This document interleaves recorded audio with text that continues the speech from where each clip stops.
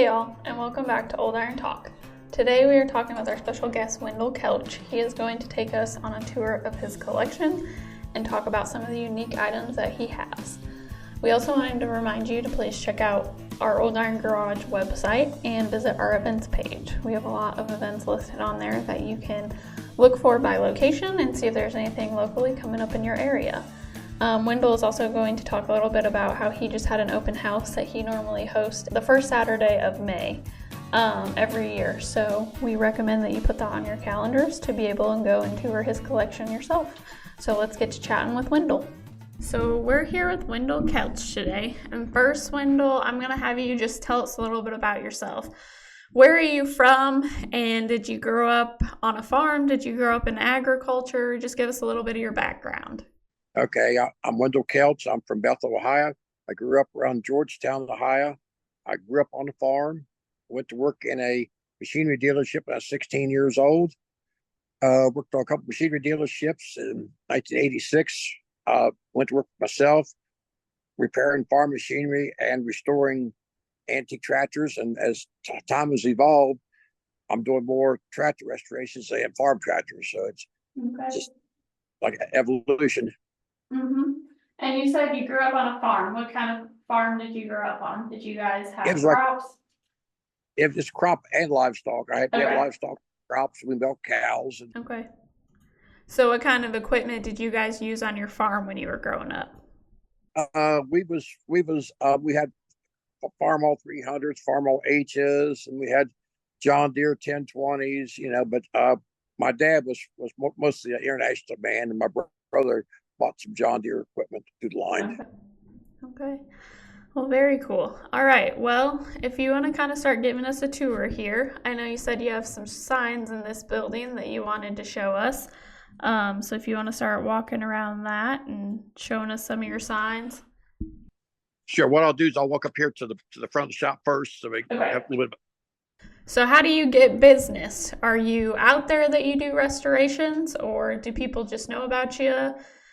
Mostly word of mouth. Okay.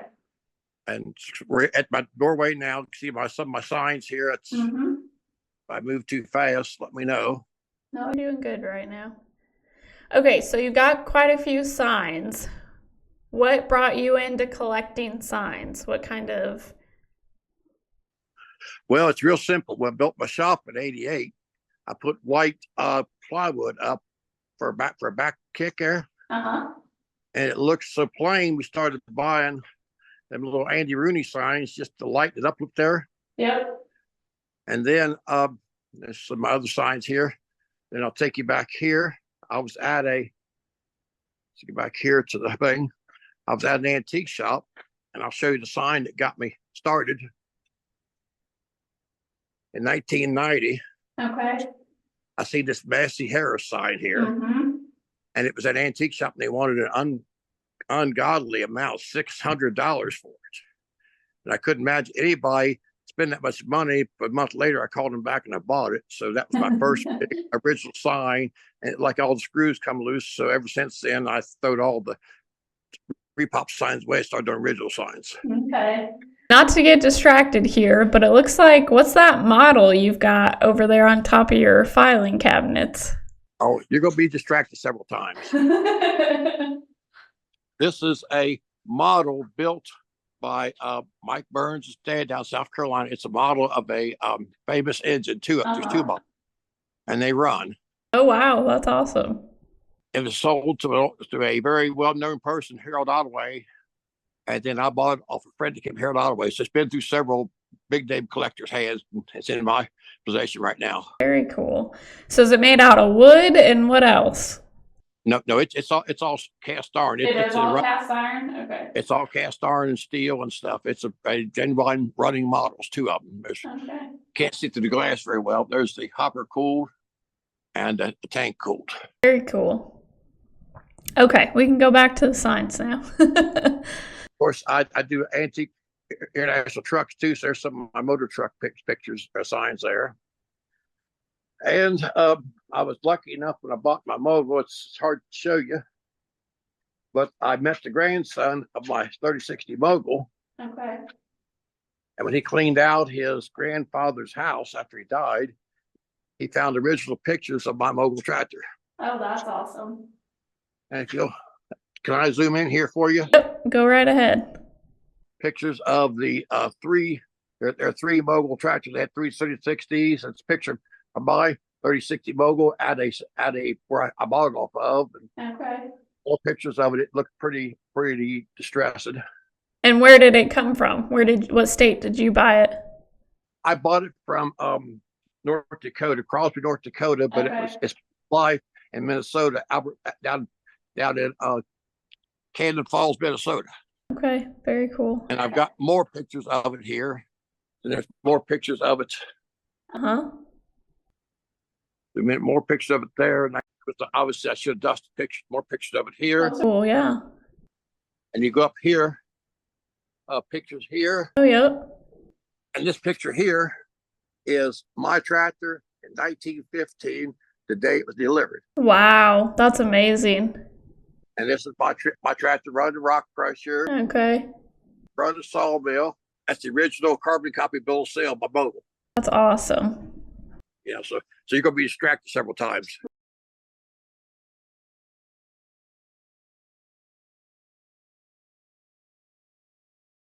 Yeah, and of course they're getting more. I got signs 3 and 4 deep in here because I don't have room to put everything up. Now, what got you into collecting and doing like restorations on antique tractors? Did your grandfather, was he into it? Did your family do anything with them, or what kind of got you into that? I bought my first tractor at F12 Farm Hall when I was 10 years old. Okay. And I just started from there. And my dad wasn't into it. He kind of fought me for a while, but then he finally come on board with me. So I'm just kind of scrolling down. Some of these signs are repop, but majority of them are original. Mm-hmm. And some of them are fairly rare. Which one of your signs is your favorite? Do you have a favorite? Well,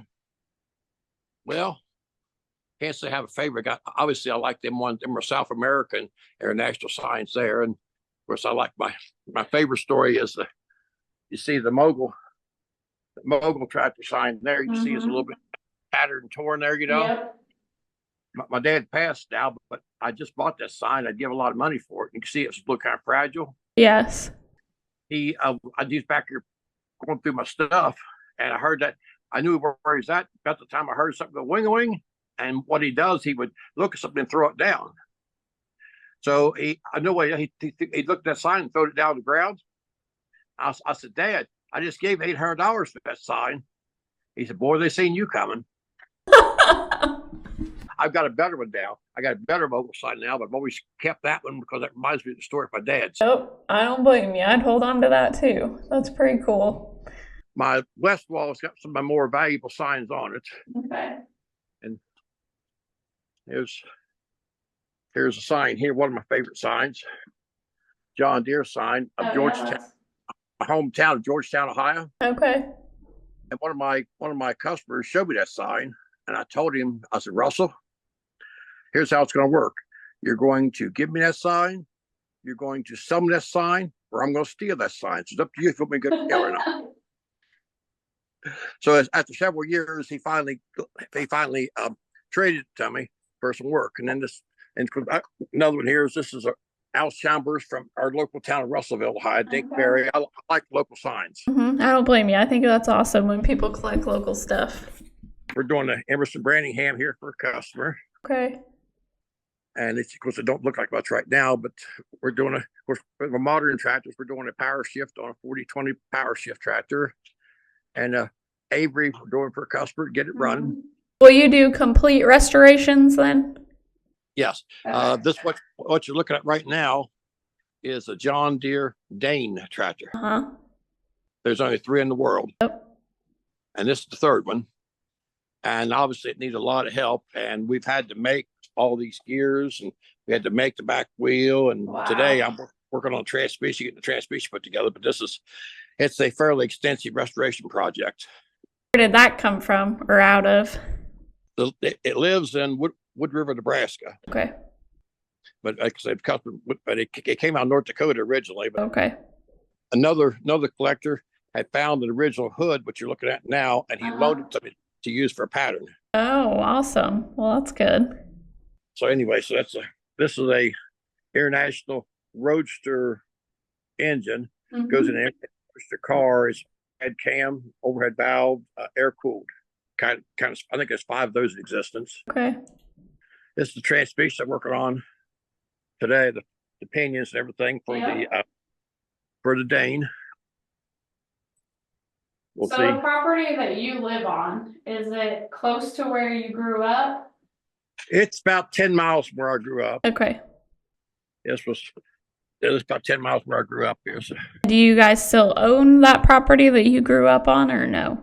I just sold it last year. I just had been to my family's for 100 years, and so I just sold it at John Deere 620. Okay. And so far we're still keeping good. This sign here was from the local Ford dealership here in Bethel, Ohio. Here's a 106 Deutsch we're restoring for a customer. It was his daddy's tractor. Okay. And we, like I say, we do a lot of these daddy tractors where it takes a lot of extensive restorations. I'm sure. This is one of my pieces here. It's a 1952 Crosley Farmo Road, like a miniature Jeep. We're just putting the finishing touches on it. That thing's awesome. Do you know the history behind those? They were made in Cincinnati, Ohio. This one here was sold to a factory for fire patrol. Okay. This is my paint booth, and that's my painter, Todd. He's in there getting things hung, get painted. And I have signs. There's 8 cloth wall hangings. You see these were owned by International Harvester, and they took these to communities and to teach the farmers how to use their tractors. Okay. And there's 8 of them. That's 4. Where did you find all those at? All over. Okay. All over. And then we had to have them restored. So a good friend of mine had these 4 here. And he knew I had the first 4, and he told me I was at the same sale. I bought these, and you're going to go to the trouble restoring them. So you don't know it, but you are going to buy these signs off of me. So I did, and he was right. It was a fortune. I don't know if you can see them or not. You can see what they say. They're all about that's the lecture charge for kerosene tractors. Trying to get the glare off of it. And then it's the distribution of weight in the tractors. Oh, yeah. First, we know that's the only set in existence. Okay. So of course we got other signs up on top here. Do you go to a lot of tractor shows or anything like that? Yeah, I go to several. Yes. Basic cutaways of Ferguson tractors. I've worked for Ferguson dealership for 16 years. So Okay.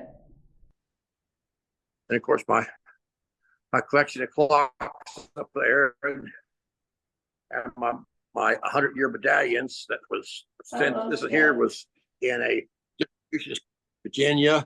This one here was one with the Winnipeg, Canada distribution center. So of course back to I don't know if you can see or how much zoom I need to zoom it in for you. But there's the Farmall Cub were there. Ferguson 35 and the Ferguson 40. These were rolled up still in a tube. They were sent to vocational school in 1957. But Ferguson was sent to vocational schools for advertisement. Yep. McCormick Deering, a small saying sign or small sign. Small sign. That's a small sign. Cool. Is there any sign in particular that you don't own that you would like to add to your collection? Only ones I don't have. Well, that's fair. And this one here was Roberts Implement Company. That was a local dealership by me in Mount Orb. That was, and it's kind of unique. See, you got the 1906 friction drive there, and the 1914 816 Mogul, and the 1916 10-way Titan, and the 1923 10-way before McDeering. And it's kind of unique. I have all 4 of those tractors also. Do you? Yeah, so I actually have all 4 of them tractors. Not tractor, but that model. I have all 4 models of tractors. That's cool. And of course, there's the deer. Yep. carriage. I got that. Everything got a story how I got it. Everything has a story. I got a windmill. It's on a rock laid well. It's working windmill on a rock laid well, and there's that's my bell from my local church. Very cool. Okay, this is a 1020 Mogul that I'm restoring for a customer. Okay. Uh, 4-wheel drive Massey Harris narrow tread, 816 Mogul, 1914, 1915, 1020 Titan, John Deere D that I'm restoring for a customer. 10 a Cat 10, and let's see if I keep touching anything here. There's a 8-in Ford Funk V8, that's fairly rare. A K1220 2040 Rumley. My dad's 300 farm all he bought new. My ice cream maker to make ice cream at our open house every year. Okay, this is my dad's 300 farm all that he bought new in 56. 400 farm all high crop. I pulled one Ford set. My 816 International. My Ford Sun. My British Field Marshal starts with shotgun shell. That's awesome. That's really cool. I didn't even know you had one of those. How often do you get all these out of your shed? I try to get a lot of them out at least once a year. Some I don't. Red tractor on the left is a W12. The red tractor in the middle with the wide front end is my F12 that I bought in 1966. It's my first tractor. I've had it for 50-some years. That's awesome. And it's a 97 Massey Ferguson here. 20 horse portable International Famous here. I got a 706 Minneapolis Moline front wheel assist propane.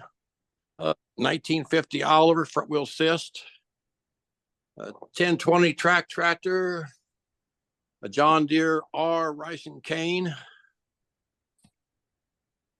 What makes you purchase these tractors? Like, some people, are partial to one brand, but obviously you have a variety. So is there anything in particular? Well, I liked whatever I liked. I like the diesels. I like diesel tractors, and obviously I was 4 or 5 John Deere's, and I like my Shepherd diesels. This is a 4-cylinder SD4 Shepherd diesel. I wanted to get the complete set of Shepherds, which I have them all now. And this is a number 3 Massey Harris. There's only 3 in the world. This is the only one in the United States. Oh, that's awesome. And my 1010 Massey, which is the one new tractor I bought, and of course the yellow 40 and the yellow 35, and my can't see it, SD3 Shepherd, my 435 John Deere, my Model W Alice Chamber Speed Patrol Road Grader, side shot, my 1155 Massey Ferguson. I was working at the dealership when this was sold new. Okay. International WD-40 diesel tractor, the first tractor made in North America, first diesel made in North America, the 53rd one built. McCormick Deering 1020, Massey Harris 50 tractors, no side shot of John Deere R. You worked at was it a Massey Harris or Massey Ferguson dealership? Massey Ferguson dealership. Okay. There for 15 years? 16 years. Okay. What kind of stuff did you do there? I was a mechanic. Yeah, that's all I've ever done in my life is mechanic work. Did you work there until they closed, or did you leave before? I worked for 2 Massey Ferguson dealerships. I worked for one for 8 years, and I worked for the second one for 8 years until they closed. And then I with 86, I went to work for myself. Of course, that's a 1910 Baker windmill. Was that on the property, or did you buy that separately? I bought it and put it on the property. I can do it one-handed here. There we go. Yes, I have an airplane. Run? Oh, yeah, it runs and flies. Buy it? Oh, yes, yeah. commercial is I'm a commercial rotorcraft at an instrument fixed wing pilot. What we have here is a 171 GM diesel. It was used on the Liberty warships. There's not very many of those out there. Where'd you find that at? I bought it from a friend of mine in Columbus. And what you have here is, are you familiar with the old Abes, the Case Eagle? Yep. This was from my hometown of Georgetown. I seen this when I was like 10 or 11 years old. 30 years later, and traced it down and found it and got it bought. Easy. So it's from my hometown, Georgetown. Really cool. Yeah, and of course my CJ2A Jeep with 3-point hitch belt pulley governors. I use this to start my big tractors for the first time. Oh, do you? Yep, I use it all the time to start my big tractors when they don't want to start. Yeah, that's awesome. You add that addition to it, I assume? No, it came factory. Oh, okay. Yeah, I'm the third owner of that Jeep from its new. Of course, that's my 73 182 Cessna and my 1940 Ford 9N. I got it right off the farm. Okay. And a Project F fleet track, narrow tread, high track. It's Project tractor. Yeah. Looks like you've got some signs in here too. Oh yes, of course. Here's my aviation signs. The aviation signs and my antique injector pump test stand. Yeah. Some gas engines over here. Gas engines over here. And of course, like I said, my F cleat track with more signs over here. Looks like a pretty good Alice Chalmers sign you got back there. Oh, it is. It's a big one. That's I had two of them. This is an F Rumley power unit. Mm-hmm. It's the only one in existence. Okay, you got a decent shot up there. Yeah, that looks good. Yep. Yeah, that's the only one in existence. And of course, when did you purchase that? It's been several years ago. It was in a basket. Okay. Here's a 350 diesel Farmall high crop, which is like one of 15 or 20 of them built. There's like 4 or 5 of them exist now. See if we can get decent exposure over here for you. You definitely come across some rare stuff. Yeah, I'm one of the few collectors that I go for the really super rare early stuff, and I go for the rubber tard stuff also. Yeah. How do you come across this stuff? Do you just spend a lot of time searching? Word of mouth. A lot of times it comes to me. Okay.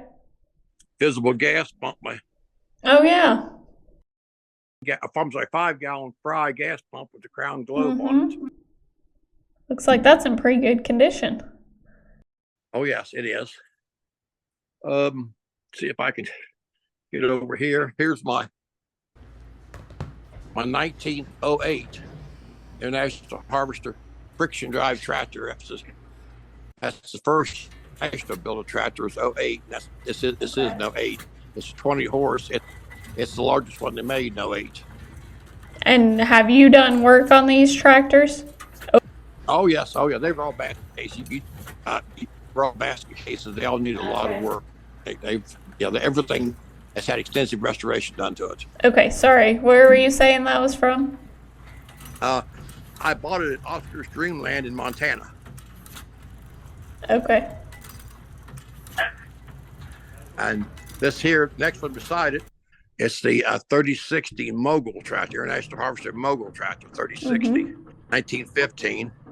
It came from Crosby, North Dakota. Okay. And this is the one where I showed you pictures in the shop of all the pictures of it.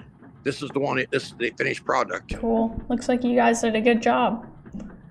I showed you the original sales receipt and everything. This was of this tractor. Okay. And what year is that tractor? 1915. Okay. And here's his sister here, a 1917 or 1918 3060 Titan. Mm-hmm. This is one of 3 in existence. Okay, so can you explain to people the difference between the Moguls and the Titans? Yeah. International Harvester Company was formed of several companies in 1902 or 1903. And one company was the McCormick Company, the McCormick Binder Company, and the other was the Deering Binder Company. So they was the two big companies. So when they formed, they didn't much like each other. So they all was under the corporate logo of International Harvester. So when it come time to build tractors, they told the McCormick people to build a tractor. They told the Deering people to build a tractor, and whichever one was the best tractor they would use. Well, they both built good tractors, so the McCormick people built the Mogul tractor, and the Deering people built the Titan tractor. So McCormick sold the Moguls at their dealerships, and the Deering dealers sold the Titans at their dealerships. They were all International Harvester, but just made by two separate factories. That's crazy. Then 17 or 18, the federal government filed a lawsuit against them, and they had to, for price fixing, racketeering, and they became the International Harvester Company. So it was international tractors then. Yep. They dropped the Mogul and the Titans for a while, and basically became, that's when they became McCormick Deering tractors. See, the McCormick and the Deering. Very cool. Do you? Is that clear, Bud? Yep. I appreciate you explaining that. Thank you. Do you have a preference between your Mogul or your Titan? Well, there again, the Titan was my first big tractor, so it drives nicer than the Mogul. The Mogul, generally people like the Moguls because it's a little bit bigger, it makes a little bit more noise, and so I like them both. Okay. My wife always liked the Titan, but I was always kind of the Mogul. If on the calendar, you'll see me on the Mogul and her on the Titan. Well, there you go. That's perfect. You each got one. Right. Anyway, so then in front of it here is my 1917 International Harvester motor cultivator. It's one of 3 or 5 in the world. Okay. And with this was a total failure for Internationals. So they took this and in 5 years made it into a farm hall. This is the grandfather of all farm hall tractors here. Okay, very cool. That's where the farm hall started. Now, all these tractors that are in here, I assume it's similar, but do you get them out of the shed about once a year as well? Probably yes. Okay. Yes. I had an open house the first Saturday in May. Oh, okay. So here is a Farmall M with the Shepherd diesel conversion kit. There's like 12 or 13 of these made. And over here, let's see if we can do this. A little Detroit skid steer, I don't know what you call it, tractor or skid steer loader or something. Shepherd. Oh yeah, you got some Shepherds in there too. Well, I have all the Shepherds. Do you? And then the next thing, this is the biggest one, is the SD1. There's only 3 of these in existence, and there's only 3 of them in existence. As outside the Shepherd family, this is there's 2 outside the Shepherd family. This is one of 2 outside the Shepherd family. Okay. And of course the 700 Ford tractor, 740, and my little cleat track Model F cleat track. Yeah, this is my 1913 International Auto Wagon truck. That's all original wood, all original rubber, everything on it. Okay, this is a 1924 International Harvester Red Baby truck. It was a serviceman special. It's for dealer. It's the nation's first service truck. Okay. How'd you come across that one? I hunted for a long time. I finally found one. I didn't realize they were existed. So I done a lot of hunting. I finally found it, and then took me a while to get it bought. He was pretty proud of it. Have you done anything to that yourself, or did? Okay. Frame off restoration. Okay.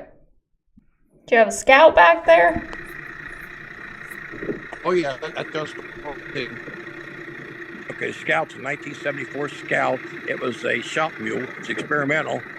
They were trying in 1974. There's fuel shortage. They were trying to find all fuels, so they tried several different motors. And one of the motors they tried was a Perkins diesel in it. And this is the only one they put it in. And it's through the years it survived because it was a good, reliable truck. Yeah. Followed off like 3rd or 4th owner after International. So it was like all other scouts, it was totally rusted away. So I found a body in California that had no rust, so we took two and made one. Okay. That's awesome. Okay, back here in my corner is my pedal tractor collection. Oh, cool. As I say, I'll be shipping some videos of it. Okay, and I've got the collection of small ISCA tractors. Mm-hmm. I've got all the ISCAs, but one, I need a Super 88 olive to have all 6 of the ISCAs. Okay. And we'll head back up here.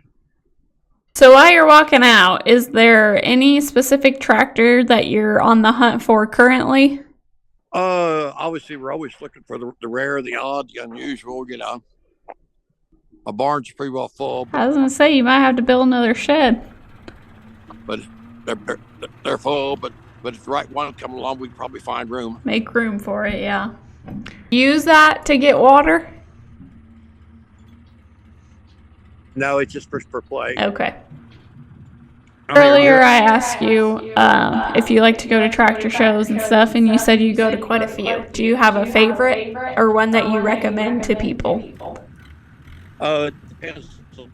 Every tractor show has different things for different people. Mm-hmm. If you like the prairie tractors, the one in Crosby, North Dakota is hard to beat. Yes. And if you like the tractors for the shows with trains and streetcars and steam and everything, the Mount Pleasant show is hard to beat. Mm-hmm.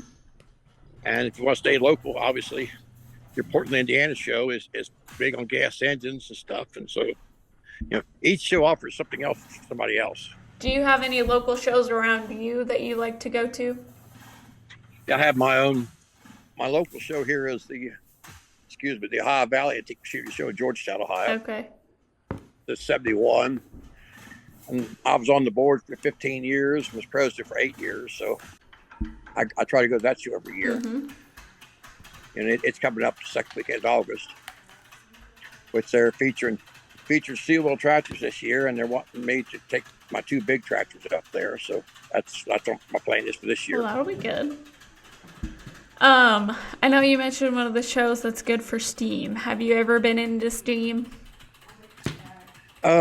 Not really, because I'm a little bit nervous and I get in a hurry. So steam, it takes you a while to get them fired up. Yes. And then you can't just shut them off and leave them. You got to wait till they get fuel back down and steam back down again. Mm-hmm. So I like to turn the key, fire them up, and then when done with, turn the key and walk away. And I know that's my weakness. So nothing against steam. It's just, you know, I've always been around gas tractors.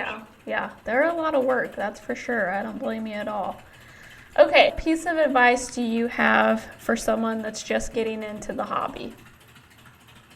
The best piece of advice to give them is everybody, of course, these tractors now have gotten to be worth a lot of money. Mm-hmm. And everybody wants to always talk about the money. You need to collect what you enjoy, collect what you like. You don't collect them for the money, you collect them because you enjoy them. Yep. If you want investments, you need to go to the stock market. You need to collect tractors because you like collecting tractors, not because they might be worth something someday. Yep, I like that. That is very good advice. Okay, I've got a YouTube channel. Oh, do you? There's probably 500 to 1,000 videos there of things I've restored and stuff, and my own stuff. What's that called? Either Wendell Kelch or 3060 Mogul. Thanks for doing it. Yep, thanks for joining us today, Wendell, and we would love to see what other purchases you make in the future, but we love to walking through your sheds with you, so thank you. Thank you. All right, we'll talk to you later. All right, bye. Bye. You can find all our source material for our episodes on our website, oldirongarage.com. We encourage everyone to join us on Old Iron Garage and connect with other collectors. Again, we would like to thank Wendell for joining us today. We really enjoyed looking at his collection and learning the history behind some of the unique pieces that he has. You can submit your collection photos to info@oldirongarage.com to be featured at the end of our episodes. Feel free to reach out to us if you have any questions or would like to join us for a future episode of Old Iron Talk. Thanks for listening, and we'll see you next time.